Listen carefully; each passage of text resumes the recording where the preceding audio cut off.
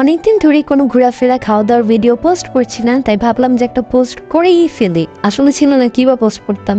রোজার পর আসলে সেভাবে বাইরে যাওয়া হচ্ছে না, কিন্তু রোজার আগে আমি গিয়েছিলাম মিরপুরের সবচেয়ে সুন্দর একটা রেস্টুরেন্টে।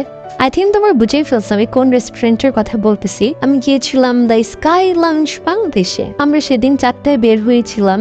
রাস্তায় এত বেশি জ্যাম ছিল কি বলবো। সেদিন নাকি ঢাকা ইউনিভার্সিটির এক্সাম ছিল, সেজন্য জ্যামটা একটু বেশি ছিল। একটু জ্যাম, একটু যাই, একটু জ্যাম, একটু যাই, এরকম করতে করতে সন্ধ্যাও হয়ে যায়। প্রায় 3 ঘন্টা লেগেছিল আমাদের মিরপুরে যেতে। তারপর চলে আসলাম নিচে, দেখলাম যে একটা ছোট্ট ফুলের দোকান আছে, তো সেখান থেকে আমার পুকি আমাকে একটা সুন্দর পুকি ফ্লাওয়ার কিনে দিয়েছে। তারপর ফুল কেনা শেষে আমরা রেস্টুরেন্টে চলে যাই, কারণ যেতে যেতে আমাদের অনেক বেশি ক্ষুধা লেগে গিয়েছিল। আর আমি সেদিন দুপুরেও খাই নাই, তার জন্য আমার ক্ষুধাটা আর একটু বেশি ছিল। আমার একটা টাইমে ডিটেইলি মাথায় ঘুরে গেছিল খাওয়ার অভাবে।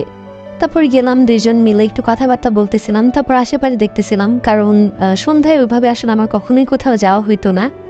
ব্রাউন ফ্যামিলি কেমন হয়, মাগরিবের আগে অবশ্যই অবশ্যই অবশ্যই বাসায় থাকতে হবে। দেখো কত সুন্দর। যদিও আমার না নাইট ভিউ থেকে ডে ভিউটা বেশি পছন্দ। যে কোনো রেস্টুরেন্ট বা রুফটপ যাই হোক, সবকিছুই ডে ভিউটা আমার বেশি পছন্দ, কারণ দিনের বেলা সূর্যের আলোতে অনেক সুন্দর সুন্দর ছবি তোলা যায়। তারপর একটু ঘোরাফেরা করছিলাম, এরপর ভাবলাম যে একটু খাবার অর্ডার দিই। খাবার অর্ডার দিলাম, খাবার অর্ডার দিয়ে আমরা ঘোরাফেরা করতেছিলাম। আমরা অর্ডার করেছিলাম একটা পাস্তা, লাহাম্মান্ডি অ্যান্ড কফি। কফিটার নাম আমি ভুলে গেছি। আমি প্রথম লাহাম্মান্ডির নাম শুনছিলাম।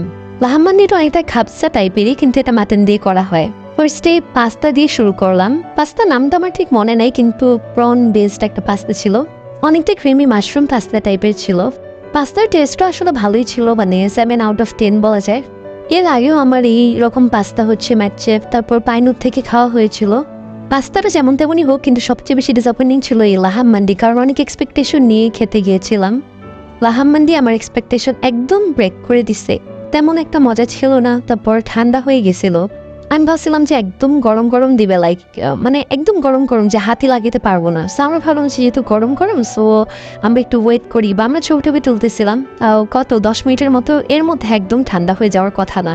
তোমরা জাস্ট দেখো আমি এটা মুখে দেওয়ার পর আমার রিয়াকশনটা কেমন থাকে, টোটালি ডিসঅ্যাপয়েন্টিং। ওখানে স্টাফরা এসে আমাকে জিজ্ঞাসা করতেছিল যে খাবারটা কেমন হয়েছে, ভালো হয়েছে কিনা, সবকিছু পারফেক্ট ছিল কিনা। আমি তো তাদের নামে লিটেল কমপ্লেন করেই যাচ্ছি, এমন হয়েছে না, এরকম ভালো হয় নাই।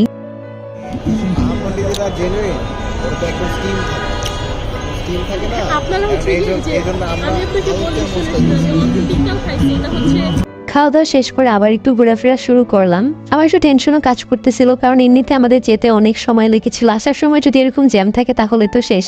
হেভি খাওয়ার পর বসেলাম কফিটা দিতে, তারা পরে কফিটা দিছে। কফিটা অনেক মজা ছিল। ওখানে আউটসাইড